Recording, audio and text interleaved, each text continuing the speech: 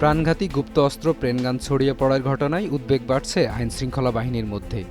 দেখতে একেবারে কলমের মতো হলেও এটি আসলে আধুনিক ছোট আকারের একটি পিস্তল, যা সহজেই সবার চোখ ফাঁকি দিতে সক্ষম। সম্প্রতি রাজধানীর কোতোয়ালি এলাকায় এমন একটি পেনগান উদ্ধার করেছে গোয়েন্দা পুলিশ।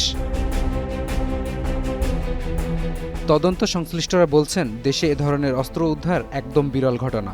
সাধারণত অপরাধীরা যে ধরনের প্রচলিত আগ্নেয় অস্ত্র ব্যবহার করে থাকে তার তুলনায় এটি অনেক বেশি ব্যতিক্রম এবং গোপনে বহনযোগ্য। ফলে অস্ত্রটির উৎস, সরবরাহের রুট এবং এটি কারা ব্যবহার করছে এসব বিষয়ে গুরুত্বের সঙ্গে অনুসন্ধান শুরু হয়েছে।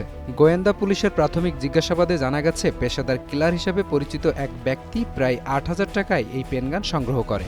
আইনশৃঙ্খলা বাহিনীর চোখ ফাঁকি দিয়ে বিভিন্ন অপরাধমূলক কর্মকাণ্ডে অস্ত্রটি ব্যবহার করা হয়েছে কিনা তা খতিয়ে দেখা হচ্ছে।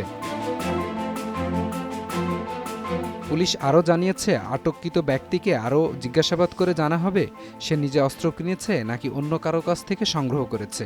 একই সঙ্গে অস্ত্রের সাথে জড়িত যে কাউকে আইনের আওতায় আনার কথা জানিয়েছে তারা। তদন্তে আরও উঠে এসেছে, অস্ত্রটি ভারতে তৈরি হতে পারে, তবে এটি কিভাবে বাংলাদেশে প্রবেশ করেছে সে বিষয়ে গোয়েন্দা পুলিশ এখন নিবিড় অনুসন্ধান চালাচ্ছে।